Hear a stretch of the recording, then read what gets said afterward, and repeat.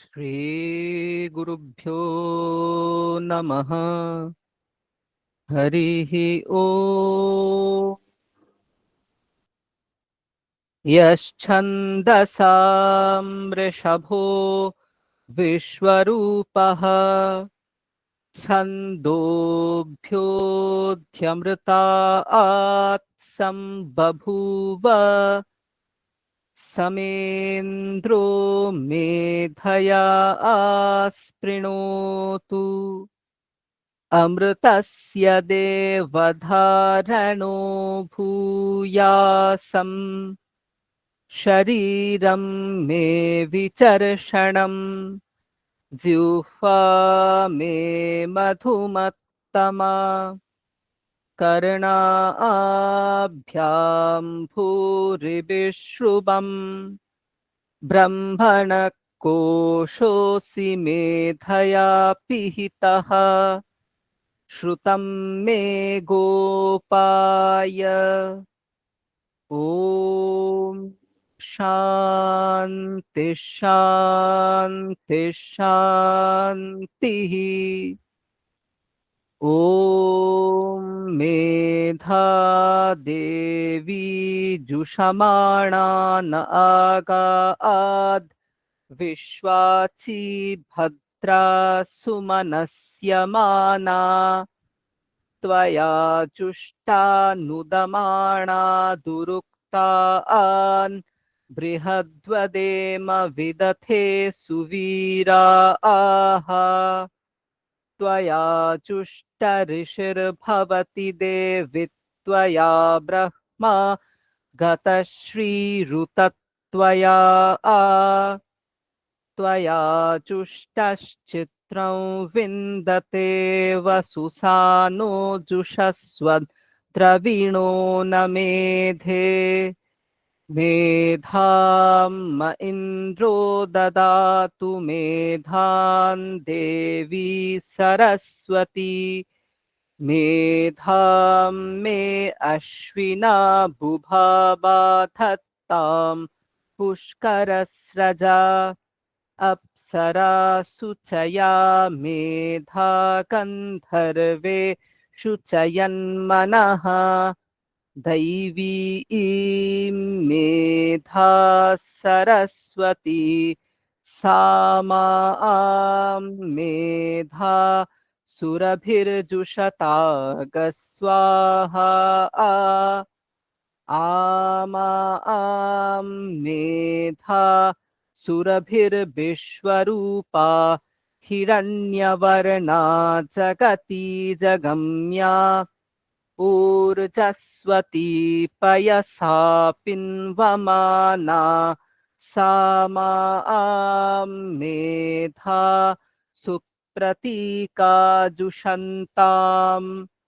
ॐ हंस हंसाय विद्महे परमहंसाय धीमहि तन्नो हंसः प्रचोदयात्। ॐ शान्ति शान्ति शान्तिः।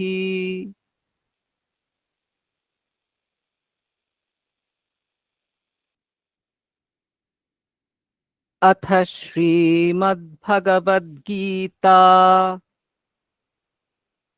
अथ द्वितीयोऽध्यायः। वेदा विनाशिनन्नित्यं य एनमजमव्ययम् कथं स पुरुषः पार्थ कङ्घातयति हन्तिकम् वासांसि जीर्णानि यथा विहाय नवानि गृह्णाति नरोपराणि तथा शरीराणि विहाय जीर्णा न्यन्यानि संयाति नवानि देहि नैनं छिन्दन्ति शस्त्राणि नैनं दहति पावकः न चैनं क्लेदयन्त्यापो न शोषयति मारुतः अच्छेद्योऽयमदाह्योऽयम् अक्लेद्यो शोष्य एव च नित्यः सर्वगतस्थाणुः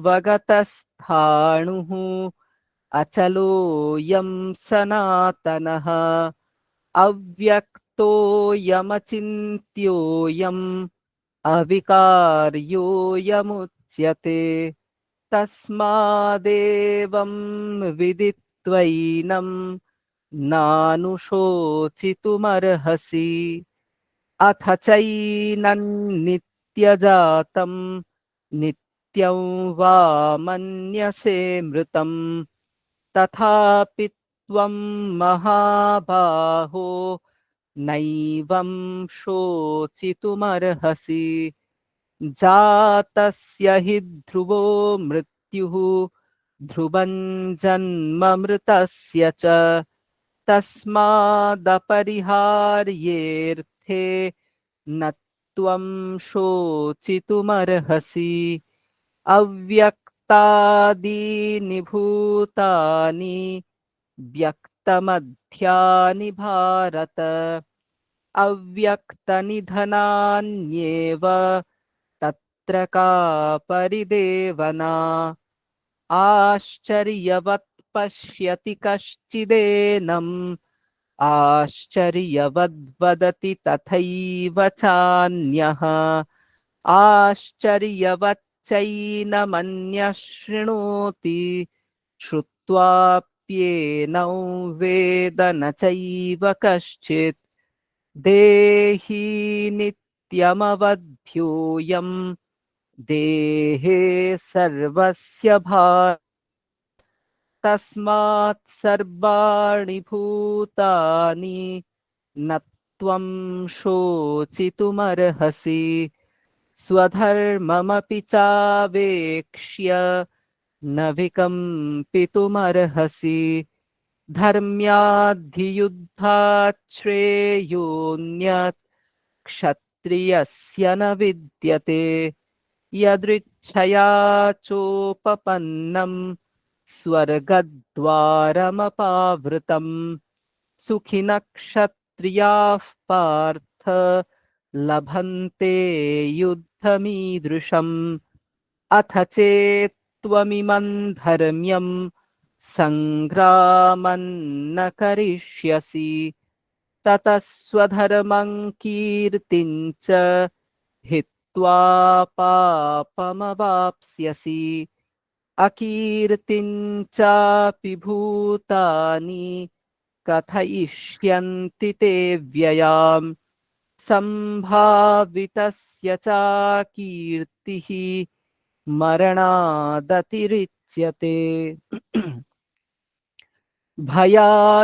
भयादरणादुपरतं मंस्यन्ते त्वां महारथाः येषां च त्वं बहुमतो भूत्वा यास्यसि लाघवम् अवाच्यवादांश्च बहून् वदिष्यन्ति तवाहिताः निन्दन्तस्तव सामर्थ्यं ततो दुःखतरन्नु किम् हतो वा प्राप्स्यसि स्वर्गं जित्वा वा भोक्ष्यसे महीम् तस्मादुत्तिष्ठ कौन्तेय युद्धाय कृतनिश्चयः सुखदुःखे समे कृत्वा लाभालाभौ जयाजयौ ततो युद्धाय युज्यस्व नैवं पापमवाप्स्यसि एषा ते भिहिता साङ्ख्ये बुद्धिर्योगे त्विमां शृणु बुद्ध्या युक्तो यया पार्थ कर्मबन्धं प्रहास्यसि नेहाभिक्रमनाशोऽस्ति प्रत्यवायो न विद्यते स्वल्पमप्यस्य धर्मस्य ত্রায়তে महतो ভয়াৎ। আমাদের শ্রীমদ্ ভগবদ গীতার মনন চলছে। আজকে দ্বিতীয় অধ্যায়ের দ্বিতীয় শ্লোক আমি পড়ছি। প্রথমে শ্রী ভগবানুবাচ কুতস্ত্বাকস্মলমিদं বিষমে সমুপস্থিতम् অনার্যজুষ্টমস্বর্গ্যম অকীর্তিকরমর্জুন।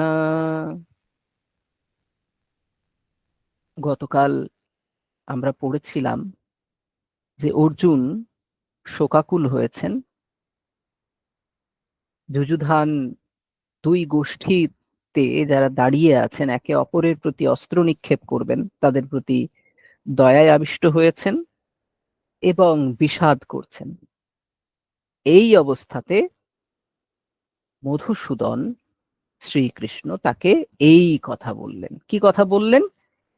এইবারে শ্রী ভগবানের কথা চলছে, শুরু হচ্ছে। বলছেন, হে অর্জুন, এই বিষমে, এই সংকটের সময়ে কুতঃ, কোথা থেকে, এই অনার্যজুষ্ট আর্যগণের অযোগ্য, অস্বর্গীয়ম স্বর্গগতির বাধক, অকীর্তিকরম অকীর্তিজনক এই কস্মালম এই মোহ তোমার কোথা থেকে এলো? কুতঃ ত্বা সমুপস্থিতম, কোথা থেকে তোমাতে এলো? এবারে এখানে এই প্রত্যেকটা শব্দের মধ্যে কিন্তু অনেকটা করে শাস্ত্র আছে পেছনে। প্রথমত, আর্য শব্দটার অর্থ হচ্ছে একজন খুব খুব আপরাইট পারসন, মানে উন্নত ব্যক্তিত্বের মানুষ। আর যে ডেফিনিশন আছে, যে আমি সংস্কৃতটাই বলি তাহলে আপনাদের ভালো লাগবে, কর্তব্যমাচরণ কার্যম অকর্তব্যমনাচরণ তিষ্ঠতি প্রকৃতাচারে সবা আর্য ইতি স্মৃতঃ। কর্তব্য কার্য যিনি আচরণ করেন। অর্জুন এখন যুদ্ধক্ষেত্রে এসেছে, তাহলে একজন ক্ষত্রিয় হওয়ার কারণে এই সময় তার যুদ্ধ করা উচিত, এটাই তার কর্তব্য। এবং অকর্তব্য মানাচরণ, যেটা করা উচিত নয় সেটা যিনি করেন না, যুদ্ধক্ষেত্রে এসে তো আর শোক করা উচিত নয়, কিন্তু অর্জুন করছেন। তিষ্ঠতি প্রকৃতাচারে, যে একদম প্রকৃত আচারে যে থাকে তাকে আর্য বলা হয়। দেখুন, এই কোনোটাই এখন অর্জুনের মধ্যে নেই। সে কর্তব্য কার্য করছে না, যেটা করা উচিত নয় সেটা করছে, এবং প্রকৃত আচার যে তার, যেটি ক্ষত্রিয় হিসাবে তার প্রধান কার্য, সেই যুদ্ধ সে করছে না, সেখান থেকে পলায়ন করার কথা ভাবছে। না না, আমি যুদ্ধ করব না বলছে। তাহলে এটা আর্যগণের অযোগ্য। দ্বিতীয় হচ্ছে, ক্ষত্রিয়ের ধর্ম সম্পর্কে বলা হচ্ছে যে সে তো অস্ত্র দিয়ে প্রাণীগণকে রক্ষা করবেই, তারপরে যুদ্ধে চাপ্য পালায়ালাম, যুদ্ধ থেকে কিন্তু পালানো যাবে না। এবং যুদ্ধে যদি অপরাং মুখ, যারা যুদ্ধ থেকে পালিয়ে যায়নি, প্রবল শত্রুর সামনে দাঁড়িয়েও শেষ নিঃশ্বাস অব্দি যুদ্ধ করেছে যারা, তাদের স্বর্গপ্রাপ্তি হয়। অর্জুনের তো স্বর্গপ্রাপ্তি হবে না, কারণ এ তো পালিয়ে যাওয়ার কথা বলছে। এবং অর্জুনের তো বিশাল নাম ডাক, সে তো বিশাল বীর। সে কোন যুদ্ধ না জিতেছে, এই যে কীর্তি লোকে প্রসৃত, লোকে বিস্তৃত তার, এই কীর্তিও তো নষ্ট হবে। লোকেরা নিন্দা করবে, ওই দেখো, হা হা হা হা, অর্জুন যুদ্ধক্ষেত্রে গিয়েছিল, ভয়ে পালিয়ে এসেছে। এ তো অকীর্তিজনক, কীর্তির উল্টোটা, অসম্মানজনক। তো হে অর্জুন, এই সংকটের সময়ে যেখানে যুদ্ধ করবে বলে সবাই উপস্থিত, দুই দিকে দুই অক্ষৌহিনী গরম নিঃশ্বাস ফেলছে, এই স্বরনিক্ষেপ, অস্ত্র নিক্ষেপ করবে বলে। এই অবস্থায় মোহ তোমাতে কি করে এলো? মোহের বিশেষণ এগুলো: আর্যগণের অযোগ্য, স্বর্গগতি বাহক, অকীর্তিজনক। মোহ তোমাতে কি করে উপস্থিত হলো? মোহের কিন্তু ডেফিনিশন আছে। শঙ্করাচার্য মোহের ডেফিনিশন করেছেন অবিবেকঃ, মানে বিবেকের অভাব। বিবেক মানে কি? বিবেক মানে হচ্ছে পার্থক্য জ্ঞান। কোনটা ভালো, কোনটা মন্দ, তার পার্থক্য করতে পারা। কোনটা নিত্য, কোনটা অনিত্য, তার পার্থক্য করতে পারা। কোনটা কর্তব্য, কোনটা কর্তব্য নয়, তাকে পার্থক্য করতে পারা। এই পার্থক্য জ্ঞানকে বলা হয় বিবেক। আর এই পার্থক্য জ্ঞান যদি না থাকে, পার্থক্য জ্ঞানের অভাব, তাকে বলা হয় অবিবেক। এর ভাবুন, যার মধ্যে বিবেক নেই সে কি করবে? সে তো কর্তব্য অকর্তব্যের পার্থক্য বুঝতে পারছে না, সে তো ভালো মন্দের পার্থক্য বুঝতে পারছে না, ঔচিত্য অনৌচিত্যের পার্থক্য বুঝতে পারছে না। ফলে সে তার কি হবে? সে স্বাভাবিকভাবে সঠিক সিদ্ধান্ত নিতে পারবে না। তখন এই আর্যগণের অযোগ্য, স্বর্গগতি বাধক, অকীর্তিজনক কর্মতে সে লিপ্ত হবে। তাহলে এই ধরনের মোহ কি করে? তাকে তার ধর্মবিচ্যুত করে। ধর্ম মানে এখানে কর্তব্য। তার স্বর্গগতিতে বাধা দেয় এবং তার অকীর্তি উৎপাদন করে। অর্জুন, তুমি তো গুরুগৃহে পড়েছ, সমস্ত শাস্ত্র তো তোমার করায়ত্ত। তুমি যুদ্ধক্ষেত্রে এসেছো। এই রকম যুদ্ধক্ষেত্র ক্ষত্রিয়রা পায় না সহজে। লোকে প্রার্থনা করে ঈশ্বরের কাছে যে একটা যুদ্ধক্ষেত্র আমার কাছে উপস্থিত হোক, যেখানে আমি যুদ্ধ করব এবং স্বর্গে যাব। তো তোমার এরকম একটা বিষম সংকটের সময়ে, যেখানে এরকম বহুজন প্রার্থিত যুদ্ধ এসে উপস্থিত, ক্ষত্রিয়দের প্রার্থিত যুদ্ধ এসে উপস্থিত, তুমি ধর্ম রক্ষার জন্য যুদ্ধ করবে, এমতাবস্থায় এরকম মোহ তো তোমার শোভা পায় না। কিভাবে তোমার মধ্যে এলো? ঠিক আছে, সংকটের সময়েই আমাদের মোহ আসে। আমাদের মূলত পরীক্ষাগুলো হয় সংকটের সময়। এবং যখনই আপনার কাছে মাল্টিপল ক্রাইসিস চলে আসবে না, তখন ব্রেন কাজ করা বন্ধ করে দেয়। মানে আপনাকে সঠিক ডিসিশন দেবে না, আচ্ছন্ন করে রাখবে। এই আচ্ছন্ন ভাব কাটিয়ে আমাদেরকে সঠিক সিদ্ধান্তটা নিতে হবে, তবেই আমরা বিপদ থেকে, সংকট থেকে উদ্ধার পাবো। এজন্য আমি মজা করে বলি যে যদি আমার কাছে 10টা সমস্যা চলে আসে, আমি প্রথমেই ব্রেনকে অফ করে দেব। ব্রেনকে অফ করে দেবো কোন জায়গাতে? যে তুমি বাবু বেশি ভেবো না, এটা হলে কি হবে, সেটা হলে কি হবে, ওটা ভেবো না। তুমি শুধু এটুকু ভেবো যে কি এখন করতে হবে, আর যেটুকু করতে হবে সেটুকু করতে থাকতে হবে। এবং আমি নিজেকে যেটা বোঝাই, যে আমার কোনো, যখন আমার অনেক সমস্যা থাকে, মানে আমি একদম ওভারওয়েলমড হয়ে গেছি, আমি আর কোনো পথ খুঁজে পাচ্ছি না, মানে এত প্রেসার চলে এসেছে, তখন নিজেকে যেভাবে বোঝাই, দেখো দীর্ঘ জীবন, আজ থেকে 10 বছর, 5 বছর, 1 বছর পরে কি হবে তোমার ভাবার দরকার নেই। এখন তুমি ঝামেলায় পড়েছো, তুমি দেখো আগামী 1 ঘন্টা কি করবে, আজকের দিনে কি করবে। তোমার সমস্ত চিন্তা আজকের দিনের মধ্যে সীমাবদ্ধ থাক। যা যা করণীয় ঠান্ডা মাথায় ভেবে নাও। আর যখনই কিছু মানে মন কিছু চিন্তা করতে চাইবে, তুমি একটা দিনের মধ্যে তাকে সীমাবদ্ধ করে দেবে, বলবে আমার আজকে এইটুকু কাজ আছে, আমি তারপরে তো আর ভাবছি না কি হবে না হবে। তো এই মোহকাল যখন আমাদের চলবে, তখন কিন্তু আমাদের খুব সংযত হতে হবে। মোহকাল হচ্ছে পরীক্ষার সময়। খুব সুন্দর একটা সিনেমার অংশ দেখছিলাম, তো একটা ভিডিও ক্লিপ, সেখানে একজন সজ্জন মানুষ আদালতে বসে আছেন। তাকে উকিল জিজ্ঞাসা করছে যে এই সৎ, আপনি তো কোনো দোষ করেনি, যাই হোক কোনো কারণে ওনাকে আসতে হয়েছে। বলছে এই সজ্জন মানুষদের জীবনেই এত কষ্ট কেন আসে? তো তখন উনি বলছেন যে আমি ঈশ্বরের কাছে প্রার্থনা করেছিলাম আমার মধ্যে যেন শক্তি আসে। ঈশ্বর আমাকে কঠিন পরিস্থিতির সম্মুখীন করেছেন। আমি ঈশ্বরের কাছে চেয়েছিলাম আমি যেন সাহসী হই। তিনি আমার কাছে বিপদ এনে উপস্থিত করেছেন। আমি ভগবানের কাছে চেয়েছিলাম আমি যেন ভালোবাসতে পারি। ভগবান আমার আমার কাছে এত মানুষ নিয়ে এসেছেন যারা দরিদ্র, যাদের সেবা প্রয়োজন, এবং তারপর বলছেন মাই প্রেয়ার্স ওয়্যার আনসার্ড। আমার প্রত্যেকটা প্রার্থনাই কিন্তু ঈশ্বর মঞ্জুর করেছিলেন। সুতরাং কঠিন সময়, মোহ, কাল, এইগুলো আমাদের শক্তিশালী হওয়ার সময়, এগুলো পরীক্ষার সময়।